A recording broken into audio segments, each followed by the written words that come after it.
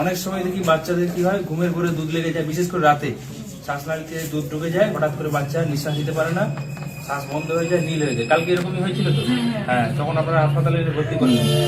তো এই সময় কিছু জিনিস জানতে হবে, নতুন মায়েদের এই জিনিসটা জানা খুব জরুরি, যে একটা বাচ্চার বুকে শ্বাসনালীতে যদি দুধ ঢুকে যায় কি করবো।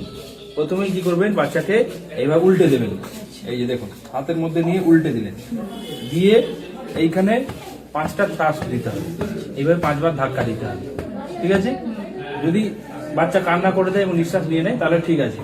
যদি দেখলেন তার মধ্যেও কাঁদেনি, তখন কি করবেন, এই বুকের মধ্যে 5 বার প্রেসার দেবেন এইভাবে, একটু জোর দিয়ে। যদি দুধ শ্বাসনালীতে কিছু থাকে প্রেসারে বেরিয়ে যাবে।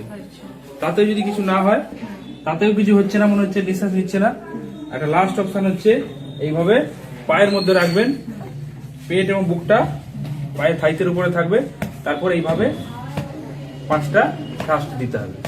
দিলে কি হবে, এই যে বুকের মধ্যে প্রেসারটা তৈরি হচ্ছে, শ্বাসনালীতে যেটা থাকবে বেরিয়ে চলে আসবে। ম্যাক্সিমাম ক্ষেত্রে কি হয়, এর মধ্যেই কিন্তু বাচ্চা কান্না করে দেয় এবং নিঃশ্বাস চালু হয়ে যায়। এরপরে যদি না হয় হাসপাতালে দৌড়ে আসতে হবে।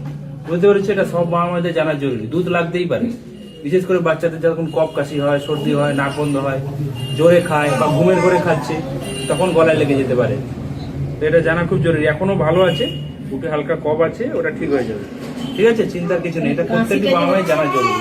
কাশিটাই হচ্ছে স্যার, যে ওষুধ দিচ্ছে সেটাই খাওয়াবো না এখন হসপিটালে।